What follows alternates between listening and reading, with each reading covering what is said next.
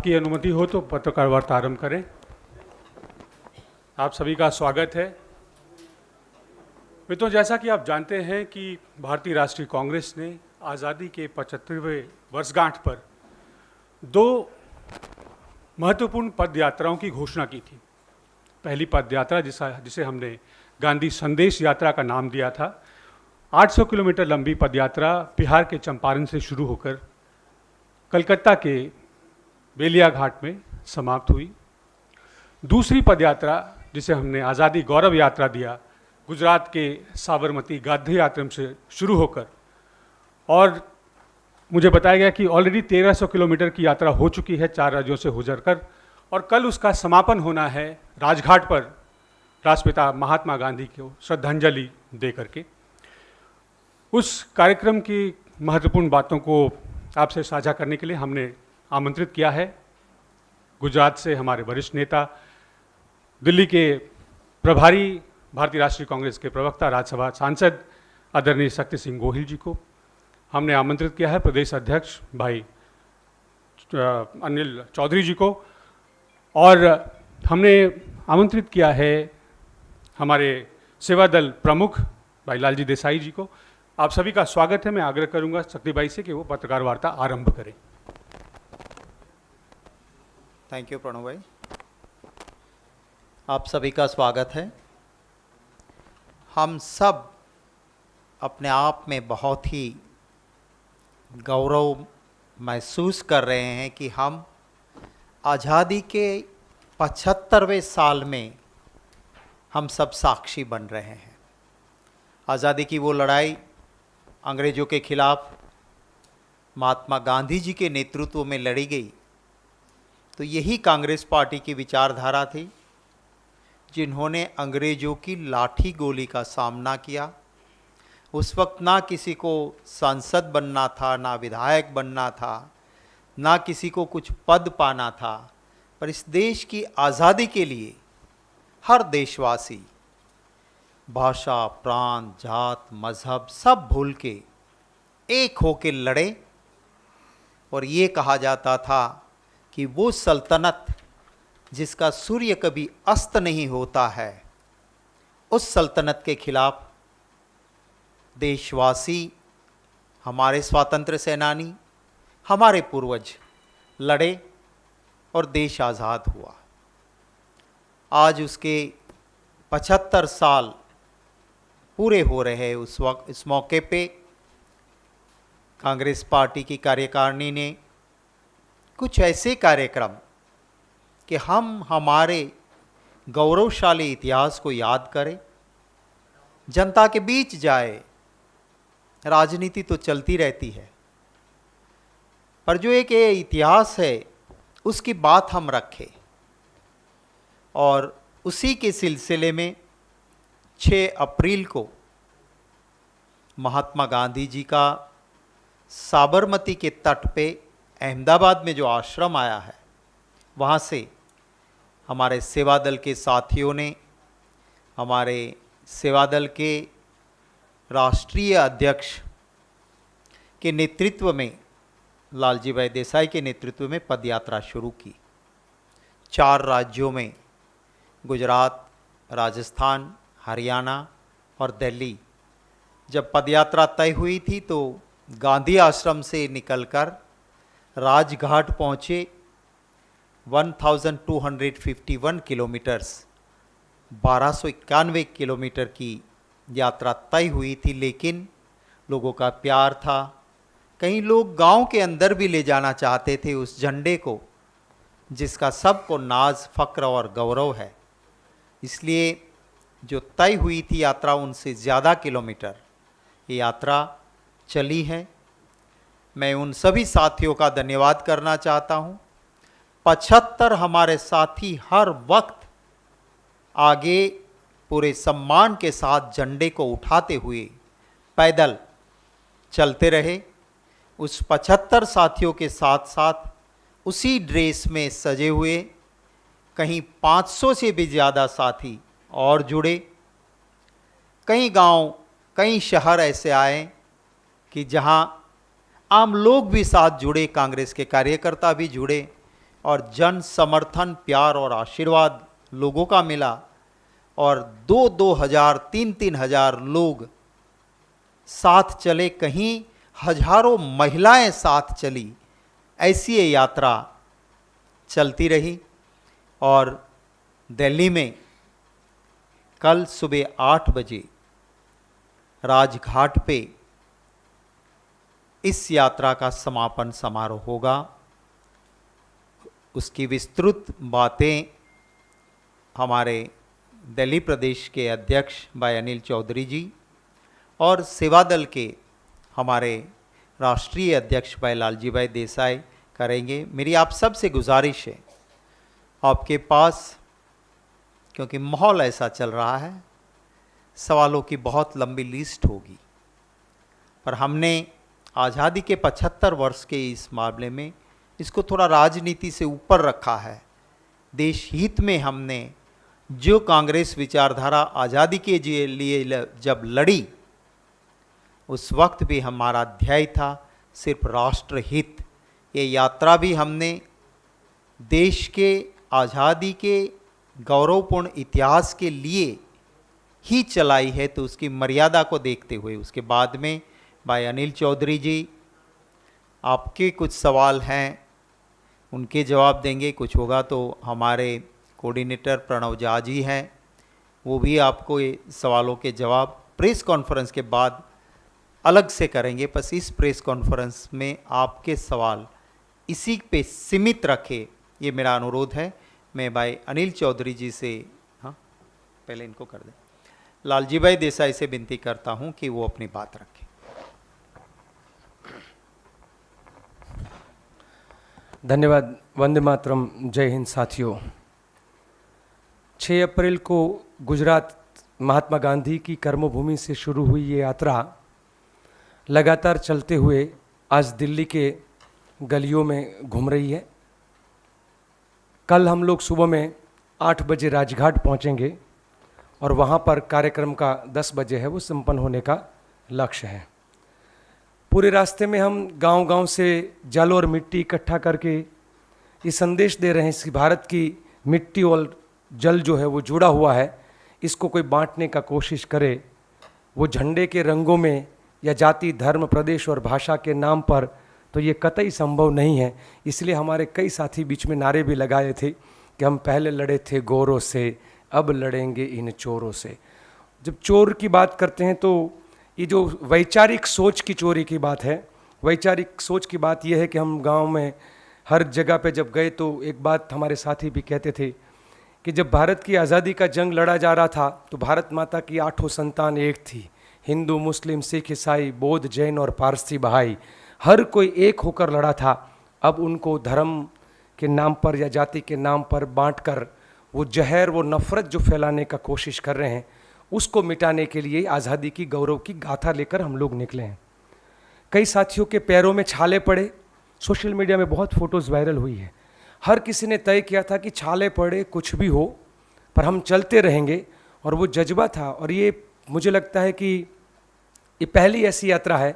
इससे पहले 2005 में एक यात्रा थी गांधी आश्रम से दांडी, जो तिरंगे झंडे को प्रोटोकॉल से लेकर पैदल निकली थी। उससे ज़्यादा कोई किलोमीटर चलते हुए प्रोटोकॉल से नहीं निकला है। ये 1251 किलोमीटर तक कहीं झंडे को हमने, झंडे के आगे किसी को नहीं होने दिया है, झंडे को किसी को पीठ नहीं दिखाने दिया है। तो इस भारत के राष्ट्रध्वज का जो सम्मान है वो कैसे हो। और इसीलिए हमारे साथी भी कहते हैं कि मेरे देश का झंडा तिरंगा अब नहीं चलेगा दो रंगा। कोई एक रंगा लेकर निकलता है, कोई दो रंगा लेकर निकलता है, और इस देश में वही मनुष्य पैदा करता है। हम सब ये कहते हुए निकले कि हमारे देश का जो झंडा है, इस तिरंगे झंडे के नीचे पूरा देश जो है वो सलामत है। हमारे साथियों का जो अनुभव रहा, जब हम राष्ट्रध्वज लेकर गांधी आश्रम से निकले थे, शुरुआत में तो नहीं पता था कि कितने लोग जुड़ेंगे, क्या होगा, पर धीरे धीरे जब आगे बढ़े, हमने कई जगह पे देखा कि कार परिवार में निकला है तो पूरा परिवार रुक जाता है और पूरे झंडे को देखकर सैल्यूट करके वो वहाँ पर परिवार खड़ा रहता है। हमने कई बुजुर्गों को देखा, उनको वो प्रोटोकॉल से सैल्यूट करना नहीं आता था, तो वो पूरे झंडे को आगे आगे नमन करते थे। तो ये देश के झंडे की जो ताकत है वो हमने गांव में जब गए, अलग अलग, कोई पढ़ा लिखा था नहीं था, पर हर किसी के पास हमने उसको देखा है। हमने ये भी देखा कि जब साथी हम लोग गाँव में जा रहे थे तो एक सबसे बड़ा इस यात्रा के जरिए कि हमारे नेता और कार्यकर्ता और जनता के बीच में मिलन का कार्यक्रम के रूप में रहा। एक तरीके से सीधा कनेक्ट होने का, गांव-गांव में 45 डिग्री टेम्परेचर में भी, 1:30 बजे धूप में भी लगातार चलते रहे। कभी रात को 12 बजे तक भी यात्रा पहुंची तो वहाँ पर भी। तो ये यात्रा एक तरीके से तपस्या के रूप में, इसको यज्ञ के रूप में देखा। इसको हम पॉलिटिकल यात्रा के रूप में नहीं देखे, हमने इसको देशभक्ति के रूप में देखा। और इसीलिए मेरे कार्यकर्ताओं का वो जज्बा और गांव-गांव का जो समर्थन है वो ज़्यादा हमको मिला। हमने ये देश का झंडा जहाँ भी गए हर जगह पे देखा कि हर कोई वो झंडा पकड़ना चाहता है। और वो जैसे ही झंडा पकड़ता है, आप लोगों को मैं निमंत्रण करता हूँ, कल सुबह में 6 बजे जब अम्बेडकर भवन से निकलेंगे, अब भी आना। उस झंडे को पकड़ते ही हर कोई व्यक्ति, वो चाहे कोई भी हो, किसी भी उम्र का हो, कभी 8 साल के बच्चे ने भी पकड़ा है और हमारा एक 84 साल का बुजुर्ग भी 30 दिन लगातार चला है। वो हर किसी में वो जज्बा आता है। तो हम इस देश के झंडे के बात को जोड़ते हुए इस बात को भी लेकर निकले कि आज देश में कोई फिल्म में नौटंकी करने वाले लोग ये कहते हैं कि देश की आज़ादी भीख में मिली है। तब हम सवाल उठाते हैं और गांव में जाके पूछते हैं कि जलियांवाला बाग हो या मानगढ़ का हत्याकांड हो जहां 1200 आदिवासियों को मारा गया था अंग्रेजों द्वारा, या चंद्रशेखर आज़ाद हो, या हमारे मंगल पांडे, खुदीराम बोस से लेकर सुखदेव, भगत सिंह और सेवा दल के प्रशिक्षित राज्य गुरु हो, तो ये सभी उनकी कुर्बानी क्या भीख थी? महात्मा गांधी, जवाहरलाल नेहरू, सरदार पटेल से लेकर जिन्होंने दशकों तक जेल में निकाला, वो सब क्या भीख था? तो कई लोगों की कुर्बानियों से, अबुल कलाम आज़ाद जी से लेकर कई लोगों ने अपने दशक दिए, तब ये देश आज़ाद हुआ। और हम सबके साथ चर्चा ये करें कि आज़ादी के मायने क्या होता है। आज़ादी का मायना कि हम क्या पहनेंगे, क्या खाएंगे, क्या भाषा बोलेंगे, किस धर्म को हम लोग अपनाएंगे, हम किस प्रकार की भाषा को बोलेंगे, हमारा सामाजिक जो ढांचा है वो कैसे बना रहेगा, वो सौहार्द कैसे बने रहेगा, वो कोई सरकार या कोई व्यक्ति तय नहीं कर सकता है। ये भारत की संस्कृति है। और आज़ादी का मतलब होता है कि आप व्यक्ति तय करेगा कि हम क्या खाएंगे, क्या गाएंगे, क्या हम लोग बोलेंगे। तो ये पूरी बात को लेकर जनता के बीच में जा रहे हैं। और साथ साथ में साथी ये भी कहते हैं कि किसी लोगों को आज़ादी भीख में इसीलिए भी लगती है क्योंकि आज़ादी का जो विरासत है वो 2 अलग अलग पहलू पर है। एक एक्सट्रीम है। हम लोग ने एक सवाल जो बीच में खड़ा हुआ कि 14 अगस्त को पाकिस्तान जब अपना आज़ादी का दिन मनाता है तो उनके पास देशभक्ति के लिए नाम देने के लिए शहीद होने वाला एक नाम नहीं है उनके लिए, क्योंकि जिन मुसलमानों ने भी लड़ाई लड़ी थी वो भारत में रुकना पसंद किए थे और उन्होंने कहा था कि हम तो भारत की आज़ादी के लिए लड़े थे, हम उस आज़ादी की। उसी तरीके से संघी मानसिकता के साथ जो आज के शासक बैठे हुए हैं उनके पास भी एक व्यक्ति नहीं है कि वो कह सके कि हमारे देश की आज़ादी के जंग में ये व्यक्ति कुर्बान हुए थे। और इसीलिए शायद 75वें साल में वो जब इस बात को तय नहीं कर पा रहे थे कि आज़ादी के गौरव की गाथा को लेकर कैसे निकले, और इसीलिए माननीय सोनिया जी ने और राहुल जी ने सोचा कि हमें करना चाहिए और इसीलिए हम कांग्रेस के साथी के रूप में निकले। एक और नारा जो हम सबको ताकत देता है वो ये है, हम कहते हैं वो डंडे से तोड़ेंगे तो हम झंडे से जोड़ेंगे। डंडा तोड़ता है वो चाहे गुंडे का हो या किसी और का हो, और झंडा जोड़ता है तो ये झंडे के जरिए हम लोग पूरे देश को जोड़ने का। और हम लोग कहते हैं कि नफरत छोड़ो भारत जोड़ो, और एनर्जी मिल रही। किसी ने पूछा कि इतना चलने के बाद थकान होती है? इस भारत की धरती को चूमते हुए जब आगे निकलते हैं तो और एनर्जी मिलती है। तो मैं आप सबको निमंत्रण करता हूँ, आप भी कल आइएगा। धन्यवाद।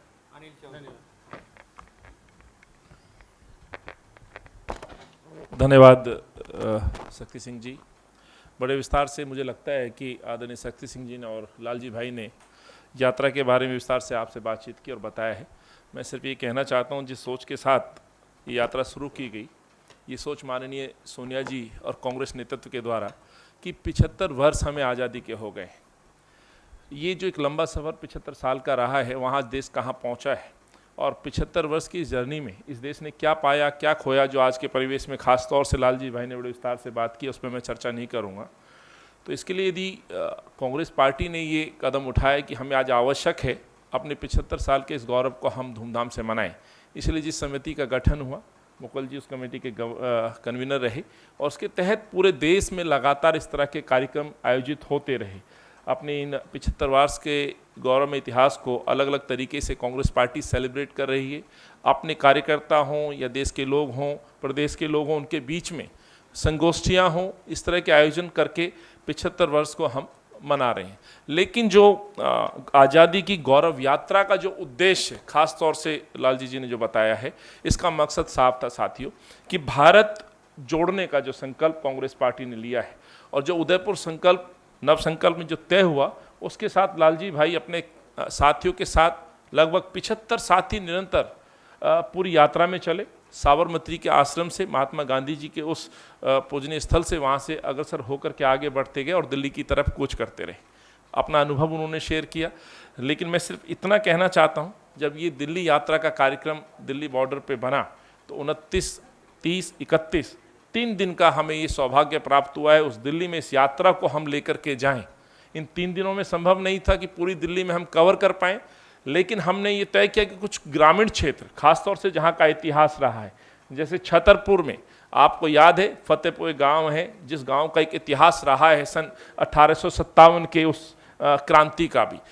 बीच में कुतुब मीनार जैसा एक ऐसा ऐतिहासिक इमारत है। आज हालांकि इस माहौल में जिस तरह से राजनीति चल रही है वो एक अलग बात है, लेकिन संदेश साफ है साथियों। दिल्ली के उन क्षेत्र को हमने टच करने की कोशिश की, लोगों को अवगत कराने की कोशिश की कि 75 वर्ष आज़ादी के यदि आज कांग्रेस मना रही है तो ये दायित्व सरकारों का भी बनता है। लेकिन जैसे लालजी भाई ने कहा, अफसोस इस बात का है कि जिन लोगों का आज़ादी में कोई कंट्रीब्यूशन ही ना रहा हो, इस देश के इस मुल्क में तरक्की में कंट्रीब्यूशन ना रहा हो, तो किस तरह के इस पर्व को मनाते। इसलिए कांग्रेस ने दायित्व उठाया। दिल्ली कांग्रेस अध्यक्ष के तौर पर मैं कहना चाहता हूँ, पहले दिन हमने लगभग 20 किलोमीटर यात्रा तय की और हम छतरपुर एरिया में गए, वहाँ के उस गाँव को हमने सामने रखा। अगले दिन कुछ व्यवधान आया, सरकारी तंत्र का जिस तरह से उपयोग झंडे यात्रा को रोकने का किया गया, दुर्भाग्यपूर्ण मैं कहना चाहता हूं। भाजपा अपने 8 साल के सेलिब्रेशन को मना सकती है, लेकिन कांग्रेस 75 वर्ष के इस देश का जो उन्नति का जो पर्व है उसको ना मना पाए, उसको व्यवधान डाला जाए, ये बड़ा एक चिंता का विषय है जो शायद इस सरकार को नहीं करना चाहिए था। बहरहाल उससे आगे आज दूसरा दिन और आज आखिरी दिन है। ये यात्रा वाल्मीकि मंदिर, जहाँ महात्मा गांधी जी ने खुद काफ़ी दिन तक यहाँ स्थान व्यतीत किया, अपना जीवन का कुछ समय इस दिल्ली में भी व्यतीत किया, आज उस प्रांगण में भी हमारे साथी गए। बीच बीच में युवा हो, कांग्रेस के कार्यकर्ता हो, आम जनमन हो, वो उनका स्वागत करें। ये यात्रा आज दूसरे पहर के बाद राजेंद्र नगर करोलबाग होते हुए आज अंबेडकर भवन में विश्राम करेगी, रात्रि स्थान वहाँ बिताएगी और सुबह ऐतिहासिक शहर चांदनी चौक से होते हुए राजघाट के समापन की तरफ जाएगी। लेकिन मैं अपने इस वक्तव्य को ख़त्म करने से पहले कहना चाहता हूँ, ये शहर वो शहर रहा है जिसने आज़ादी के इस संघर्ष में भी बढ़ चढ़ के हिस्सा लिया। आज़ादी के बाद ये शहर कैपिटल के तौर पे जाना जाता है। तमाम ऐसी शख्सियतों के यहाँ चरण पड़े हैं जिनको शायद हम आज भी पूछते हैं। लालजी ने और जो आदरणीय शक्ति जी ने बात कही, आज उन नेताओं को मैं बहुत आवश्यक समझता हूं आपके समक्ष रखना जिनका यहाँ योगदान रहा, खासतौर से मेरी उन महान नेत्रियों का, जिसमें अरुणा सफिली जी हों, वेद कुमारी बिजरानी जी, मेमोबाई आदि ऐसी प्रमुख महिलाएं थी जिन्होंने स्वतंत्रता आंदोलन में अपना योगदान दिया, बल्कि यहाँ के दिल्ली के कॉलेजों में पढ़ी लिखी। तो आज उनको कुछ मेमोरीज को भी याद करने की बहुत आवश्यकता की, जिनका उद्देश्य जो आज यात्रा में हम शामिल कर रहे हैं।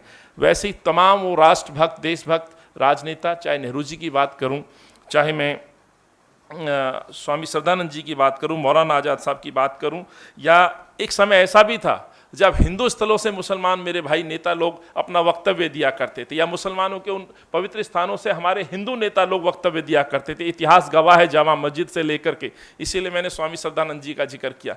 लेकिन जब आज के परिवेश में हम बात करते हैं तो जब नफरत के जो बीज जो बोए जा रही हैं, जो पॉलिटिक्स चल रही है, कहीं ना कहीं इस आज़ादी की जो गौरव यात्रा है उसका मकसद यही है कि आज जोड़ने की आवश्यकता है। हमें उदाहरण पेश करने की आवश्यकता है कि जो इस शहर ने इस देश के अंदर दिया है, जो अपना उनका योगदान था शहर के इन महान बुद्धिजीवी लोगों का। इसलिए मैंने कुछ नाम आपके समक्ष रखे हैं।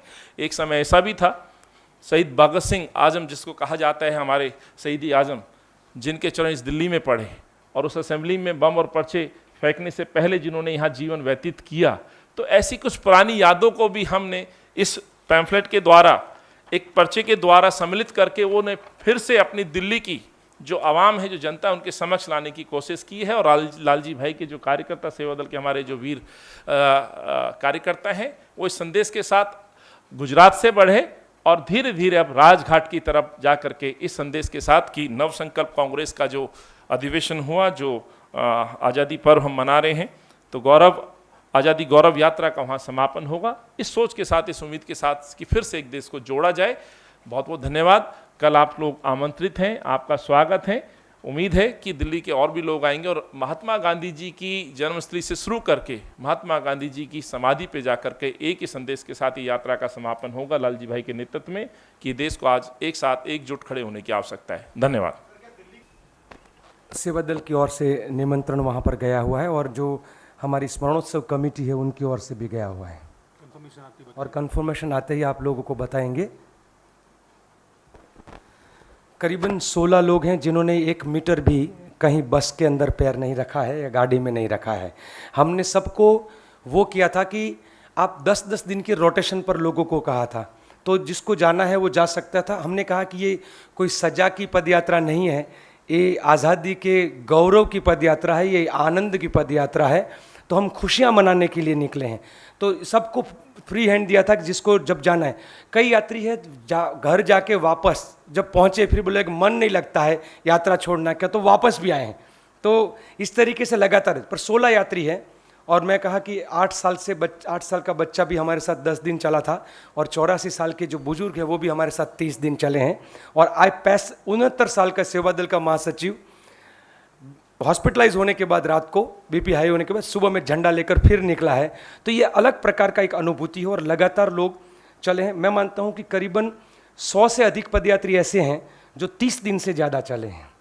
तो इस प्रकार, और सबका हम लोग बाकायदा जैसे कोई भी इतिहास लिखा जाता है डेटा मेंटेन कर रहे हैं ताकि पता चले कि आगे की यात्राओं का कैसे हो सकता है। नहीं, मुझे लगता है देखिए भूमिका अलग थी राज्य का। ये जो हम लोगों ने जब यात्रा डिज़ाइन की थी तभी था कि किसी भी राज्य के, और सबसे बड़ी खुशी की बात है कि गुजरात में जब यात्रा शुरू हुई तो पूरी गुजरात कांग्रेस का नेतृत्व प्रभारी समेत सब लोग गांधी आश्रम पे थे। जब गुजरात से राजस्थान को यात्रा हैंडओवर होती है तो गुजरात के प्रदेश के अध्यक्ष और गुजरात के प्रभारी राजस्थान के पीसीसी अध्यक्ष को और राजस्थान के प्रभारी को झंडा देते हैं। और ये पूरा प्रोटोकॉल कि हम सेवा दल का अध्यक्ष प्रदेश अध्यक्ष को देगा, प्रदेश अध्यक्ष प्रभारी को देगा, प्रभारी है वो दूसरे प्रभारी को, और फिर उस तरह। तो ये पूरी तरह से लीडरशिप हमारे साथ रही है। मैं सबसे खुशी की बात ये कहूँगा, राजस्थान के मुख्यमंत्री 4 बार यात्रा में खुद शामिल हुए हैं। तो हर कोई कैबिनेट, पूरी राजस्थान के कैबिनेट मिनिस्टर, गुजरात का हर लीडरशिप, हरियाणा के पूर्व सीएम से लेकर हरियाणा के प्रदेश अध्यक्ष से लेकर, या कहीं ऐसा हमको नहीं फील हुआ है कि हमारी जो लोकल स्टेट के लीडरशिप है उस यात्रा के और पूरी व्यवस्था में, मतलब एक पहला मौका था कि सेवा दल यात्रा में लगातार एक यज्ञ के रूप में चल रहे थे और हमारा जो परिवार के जो मुखिया है वो हमारी सेवाओं में लगे हुए थे। देखिए, मैं मानता हूँ कि ये इस देश के गौरवपूर्ण इतिहास का अपमान है। संविधान सभा में जो लोग बैठे थे वो लोग थे जिन्होंने इस देश की आज़ादी के लिए जान की बाजी लगाकर लड़ाई लड़ी थी। वो लोग संविधान सभा में बैठे थे। ये किसी एक इंसान का निर्णय नहीं था। उस संविधान सभा में बैठे लोगों ने तिरंगा तय किया हुआ था और इस देश के तिरंगे के लिए कुछ विचारधारा अपनी उस हेडक्वार्टर या अपने मुख्यालय में भी तिरंगा का सम्मान नहीं करती थी। जब इस देशवासियों ने ठान के बैठे हैं कि देशवासी तिरंगा का पूरा सम्मान करते हैं और पावर की ज़रूरत पड़ी तब तिरंगा उन्होंने स्वीकारा। आज भी दिल से जो नहीं मानते हैं, ये देश एक और अखंडित रहे, ये देश की एकता के लिए हमारे पूर्वजों ने, और ख़ास करके जिन्होंने किसी भी लाभ की नहीं सिर्फ हानि होनी थी, मौत आए तो हंसते हंसते गले लगाना था, अंग्रेज़ों के खिलाफ लड़े और उसके बाद जो हमारे पूर्वज स्वातंत्र सेनानी से लिए उस लड़त में लड़ने वाले लोगों ने संविधान सभा में ये तय किया कि तिरंगा रहेगा। बाबा साहेब आम्बेडकर ने जिस संविधान कॉन्स्टिट्यूशन कमेटी की अध्यक्षता की, और अगर आज कोई कहता है तो मेरा तो प्रधानमंत्री जी से सवाल है, आप क्यों नहीं खुल के, आपका ट्विटर तो कपालभाती करता है बहुत सारे इश्यूज़ पे, तो इस पे आप बोलिए, इसको निष्कासित कीजिए। और अगर नहीं करते हो तो फिर ये चुप रह के मौन में सम्मति, कोई गांधी जी को गाली देता है, आप कहते हो माफ़ नहीं कर सकता हूँ, पर आप उसको भाजपा से हटा नहीं सकते हो। कोई कहता है कि महात्मा गांधी जी की हत्या करने वाले का मंदिर बनाऊंगा, आपकी विचारधारा का है, आप उसे कुछ कहते नहीं, निकालते नहीं, करते नहीं। राष्ट्रद्रोह का केस तो यहाँ बनता है जो तिरंगे का अपमान करता है। करिए, पर वो नहीं करेंगे क्योंकि कहीं ना कहीं दिल में भावना कुछ और है। हम इस देश के उन हमारे पूर्वज, उन हमारे महान आत्माओं ने संविधान सभा में जो तय किया था, उस तिरंगा की आन बार और शान के लिए लड़ते रहेंगे। कोई इक्कल दुक्कल ऐसा निकलेगा, देश की जनता उसे माफ़ नहीं करेगी। Thank you. इसके हट के नहीं करेंगे, क्योंकि आज हमने कहा है कि इस पे ही करेंगे। इसके बाद अगर किसी को दिल्ली के लिए पूछना है तो प्रेस कॉन्फ्रेंस के बाद अलग से आप जरूर अनिल चौधरी जी को मिल लीजिए। अगर कुछ और है तो हमारे पंडित जी बैठे हैं, तो वो फिर बाद में आपको अलग से वो इसके ऊपर बाइट दे देंगे, बात कर लेंगे। मैंने कहा कि वो ये इस यात्रा से गौरव यात्रा के गौरव के अनुरूप नहीं है, इसलिए मैं नहीं कर सकूंगा। Thank you.